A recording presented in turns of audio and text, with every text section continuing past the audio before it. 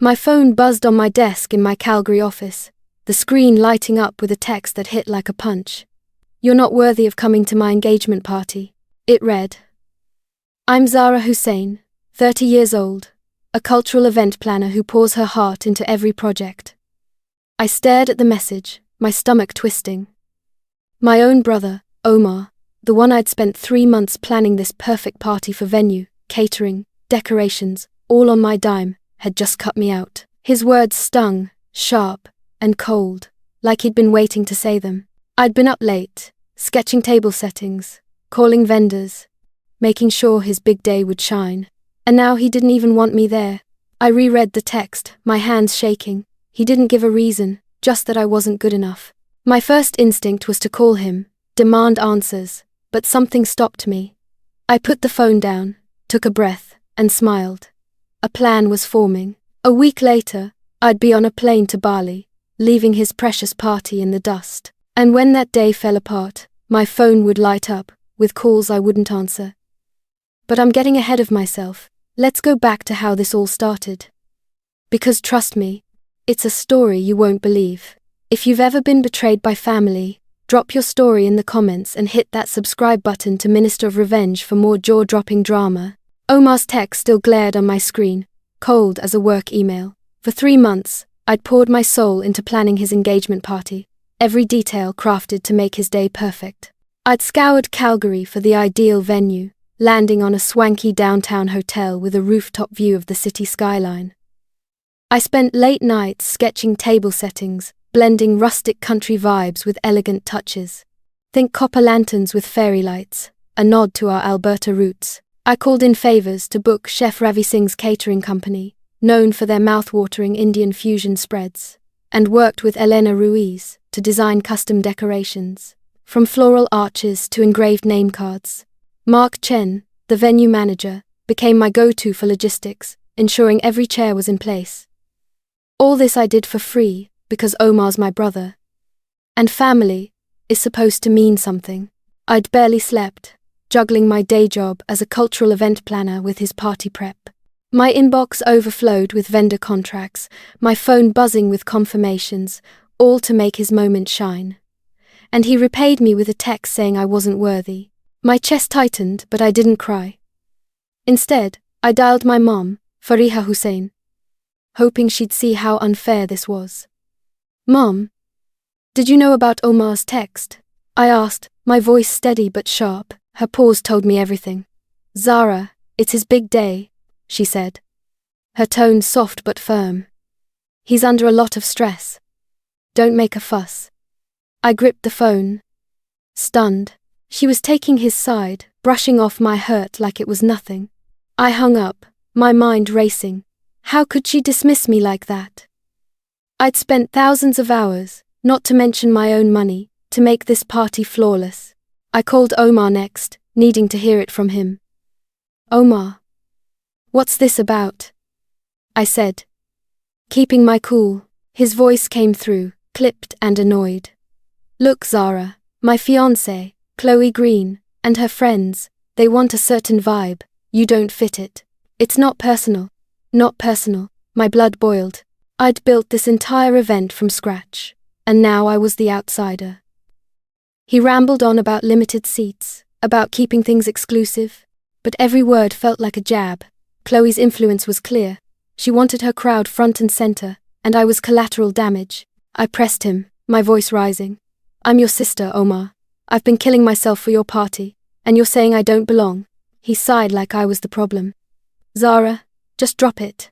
It's my call." I hung up, my hands trembling with anger. 3 months of my life, my expertise, my love for my brother, all tossed aside, because Chloe wanted a picture-perfect guest list. I stared at the contracts on my desk. My name signed on every one.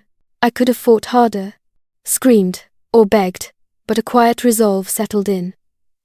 Mom called back later that evening, her voice sharper now.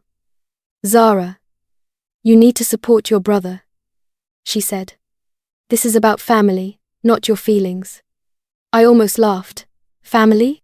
Where was that family when Omar kicked me out of his day? I told her I wasn't coming. Not as a guest. Not as anything, she gasped like I'd betrayed them. You're being selfish, she snapped. I ended the call, my heart pounding. They thought they could guilt me into silence, but they were wrong. I wasn't just going to sit back and take it. 3 days after my fight with Mum, my dad, Bilal Hussein, called while I was sorting through vendor invoices at my Calgary office. His voice crackled through the phone, calm but edged with expectation. Zara, we need to talk about the engagement gift, he said. I froze, already sensing where this was going. He explained that my brother and his fiancée were expecting a big gesture, a $4,500 contribution toward a luxury honeymoon for them. My jaw clenched. I'd already sunk countless hours and my own cash into their party, and now they wanted more. Dad, I'm not paying for that, I said, my tone flat but firm. I've done enough. His voice hardened. Zara, this is for family. You can't just opt out. I gripped the edge of my desk, trying to stay composed. He went on saying my brother deserved this, that I should be proud to help. Proud, after being told I wasn't good enough to even show up. I pushed back. Dad, I'm not giving a dime when I'm not even welcome at the party. He scoffed, like I was being petty. You're making this harder than it needs to be, he said. Just do your part. I hung up, my pulse racing. His words echoed Mom's. Family first, my feelings last. I wasn't just hurt, I was furious. They expected me to bankroll their celebration while they pushed me aside. I tried to focus on work, but my phone pinged with a new Instagram notification. It was a post from my cousin Layla Khan, tagged at a flashy Calgary bar, the National. The photo showed her with my brother and a crowd of their friends, all grinning under neon lights, captioned, Best pre-wedding bash ever. O. C. and L. My stomach dropped. I wasn't just uninvited to the engagement party. I was out of the entire inner circle. Layla hadn't even mentioned me, not a text, not a call.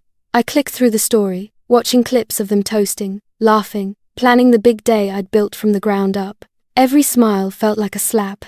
I'd spent months making their moment perfect, and they were partying without a single thought of me. I messaged Layla, keeping it short. Hey, saw your post. Was I supposed to be there? Her reply came fast, too casual. Oh, Zara. It was just a small thing. Didn't think you'd care. Didn't think I'd care. I'd been up nights, coordinating their vendors, double-checking menus, ensuring every detail was flawless. My fingers hovered over the keyboard, tempted to fire back, but I stopped. She didn't get it. None of them did. I closed the app, my chest tight, with a mix of anger and betrayal. The people I'd poured my heart out for had erased me from their celebration, and now they were flaunting it online. I leaned back in my chair, staring at the stack of contracts on my desk. My name was on everyone: venue, catering, decorations. I'd called in every favor, spent my own money, and they still thought I was disposable. Dad's demand for $4,500 replayed in my head, alongside Layla's carefree post. They weren't just excluding me, they were milking me for everything I had. I wasn't going to let them guilt me into compliance. I'd done more than enough, and they'd made it clear I didn't belong. A decision was forming, one I hadn't fully admitted to myself yet. I wasn't going to beg for their approval. I was going to take control. 1 week before the party, I met my best friend Samira Khan at a coffee shop near Kensington. The place buzzed with the usual Calgary crowd, entrepreneurs, students. The hum of ambition, but I barely noticed. I slid into the booth, my laptop open to a spreadsheet of vendor contracts, and unloaded everything. Samira, they're treating me like I'm nothing, I said, my voice low but steady. I told her how my brother had excluded me from his engagement party, how Mom sided with him, how Dad demanded $4,500 for a gift I wouldn't even be invited to celebrate. And then, Layla's Instagram post, flaunting a bachelor party I wasn't part of. Samira listened, her eyes narrowing, sipping her latte without interrupting. When I finished, she leaned forward. You've been running yourself ragged for them. Why are you still managing their party? I hesitated. It hadn't occurred to me to walk away. Not fully. I'd been so caught up in proving my worth and holding on to family that I hadn't considered stopping. Samira pointed at my laptop. You signed those contracts, right? With Mark Chen, the venue manager, Chef Ravi Singh, the caterer, Elena Ruiz, the decorator. I nodded. Every agreement had my name on it, my reputation backing it. Then you have the power, she said, her voice sharp. You don't owe them anything. Let your brother figure it out. Her words hit like a spark. I'd spent months coordinating every detail, Mark confirming the rooftop setup, Ravi finalizing the Indian fusion menu, Elena sketching floral designs. I'd done it all out of love, but love wasn't what I got back. Samira was right. I didn't have to keep carrying their weight. I opened my email, my fingers hovering over the keyboard. What if I just stop? I said, testing the idea. Samira grinned. Exactly. Let them deal with the mess. You deserve better. I felt a rush of clarity. Like a fog lifting. I wasn't going to beg for a seat at a table that didn't want me. I drafted emails to Mark, Ravi, and Elena, keeping it professional but firm. I explained I was stepping back from managing the event due to personal reasons, and that my brother would take over. I didn't owe them an explanation, but I wanted to protect my professional ties. Mark replied almost instantly. Confused. Zara, you're the glue here. You sure about this? I was. Ravi called, his voice worried. We're on track because of you. He's not ready for this. I thanked her, but held my ground. Elena texted, asking if I was okay. I didn't reply. My decision was final. That night, I sat at my apartment staring at my phone. No calls from my family, no apologies, just silence. I opened a travel site and searched for flights to Ubud, Bali. The idea had been lingering since that first text, but now it felt real. I wasn't just running away, I was choosing myself. I found a flight leaving Calgary the morning of the party, landing in Denpasar by afternoon. I pictured myself on Ubud Beach, far from the chaos I was about to unleash. My finger hovered over the book button, my heart pounding with a mix of defiance and freedom. I clicked it. The confirmation email pinged, locking in my escape. I called Samira to tell her. I'm out, I said, my voice lighter than it had been in weeks. I'm going to Bali. She laughed, triumphant. Good for you, Zara. Let them figure out their own party. I hung up, feeling a weight lift. My family thought they could use me and toss me aside. But I was done playing their game.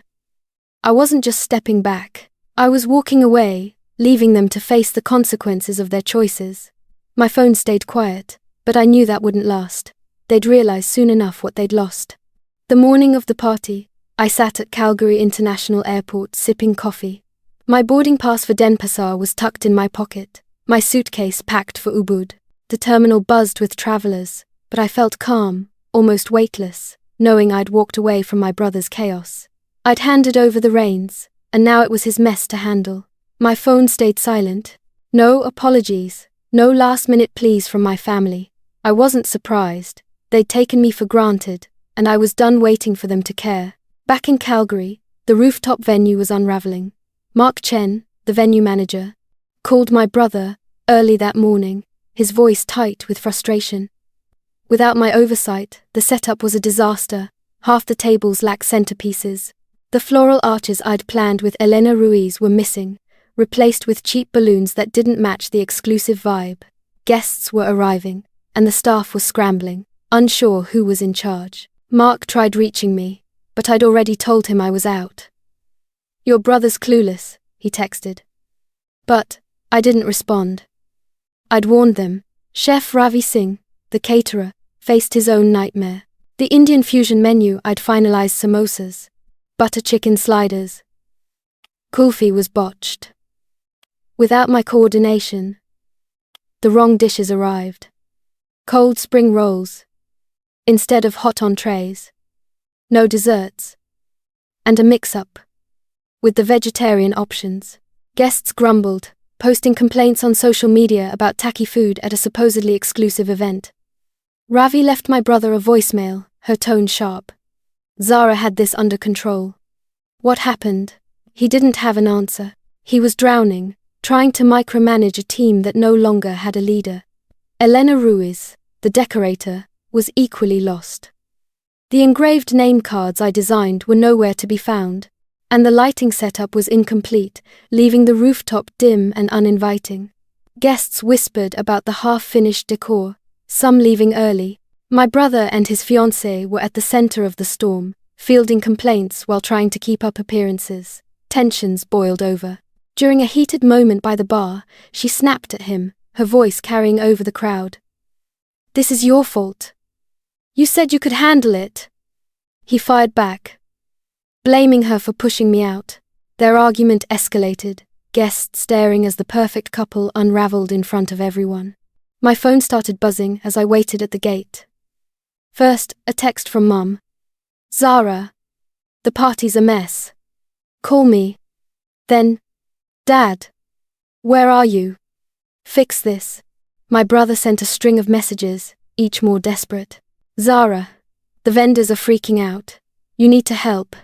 I stared at the screen, my coffee cooling in my hand. They'd ignored me for months, dismissed my work, my worth. Now, when their big day was crumbling, they wanted me to swoop in. I silenced my phone, slipping it into my bag. I wasn't their safety net anymore. As I boarded the plane, another text came through. An unknown number, probably a guest. "This party's a joke. Where's the planner?" I didn't reply.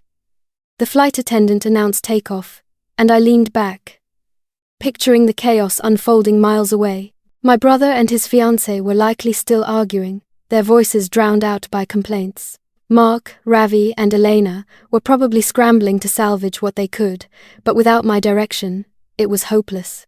The rooftop, meant to be a glowing celebration, was a patchwork of mistakes: empty tables, wrong food, dim lights. I felt a pang of guilt, but it passed. They'd made their choices, and so had I. I thought about what Samira had said. I had the power. For once, I was using it for myself. My family expected me to clean up their mess, but I was done being their fallback. The plane's engines roared, and I closed my eyes, ready for Denpasar. The plane landed in Denpasar, and I felt the ocean breeze from the Indian Ocean as I stepped outside. Ubud welcomed me with warm air and the distant hum of waves a world away from Calgary's chaos. I checked into a small hotel, steps from the rice paddies. My room overlooking the jungle valley. For the first time in months, I breathed easy. No vendor emails or family demands weighing me down. I was here to find myself, not to fix anyone else's mess. My first morning, I walked along Kampuhan Ridge, the air soft under my feet. Tourists snapped photos, local artists worked, and I let the rhythm of the jungle pull me away from resentment. I wasn't ready to forgive my family, but I wanted to let go of the anger. I signed up for a meditation class at a local ashram tucked away in a quiet valley. The instructor, a woman named Dewey, guided us through breathing exercises, her voice calm and grounding. "Focus on your truth," she said. I sat cross-legged, eyes closed, trying to release the hurt. My brother's rejection, Mum's dismissal, Dad's pressure, my cousin's indifference. It wasn't easy, but each breath felt like a step toward peace. Back at the hotel, I started a journal. I wrote about the months I'd spent pouring my heart into a party that didn't want me, the sting of being sidelined by people I loved. But I also wrote about the rice paddies, the temples, the way Dewey's words made me feel seen. Writing became my anchor, a way to process without breaking. I wasn't crying or raging. I was rebuilding. My phone buzzed occasionally, texts from Mom, Dad, even my brother, but I didn't open them. Their urgency didn't matter here. I was done being their problem solver. On my third day, Samira texted me a link. "Check this out," she wrote. It was an article she'd published on a popular online news site titled Event Planner, Excluded from Family's Big Day Speaks Out. My heart raced as I read it. Samira, my best friend and a freelance journalist, had interviewed me before I left Calgary, weaving my story into a powerful piece about family dynamics and standing up for yourself. She detailed how I'd spent months organizing a flawless engagement party, only to be cast aside for not fitting the vibe. She didn't name my family, but the truth was clear. The article was raw, honest, and it was spreading fast. I scrolled through the comments, hundreds of them. Strangers shared their own stories of being undervalued, of choosing themselves over toxic expectations. "You're an inspiration, Zara," one wrote. "Don't let them dim your light," said another. A small community was forming, people I'd never met, cheering me on. My inbox filled with messages from readers, some offering support, others asking for advice on setting boundaries. I wasn't alone anymore. Samira's article had turned my pain into something bigger, a rallying cry for anyone who'd been pushed aside. I texted her back, "You're incredible. Thank you." She replied with a heart emoji. No words needed. I kept exploring Ubud, renting a bike to ride along the winding roads, stopping at roadside stands for satay and kopi luwak, the jungle's vibrancy, palm trees swaying, gamelan music drifting from open-air temples felt like a gift. I joined a sunset yoga session overlooking the valley, stretching under a pink sky, feeling stronger with every pose. My journal grew thicker, pages filled with reflections on what I deserved, not what my family thought I owed them. I wasn't hiding from my problems. I was rediscovering my worth. My phone kept buzzing, missed calls from Mom, Dad, my cousin, even a few from unknown numbers, probably guests from the party.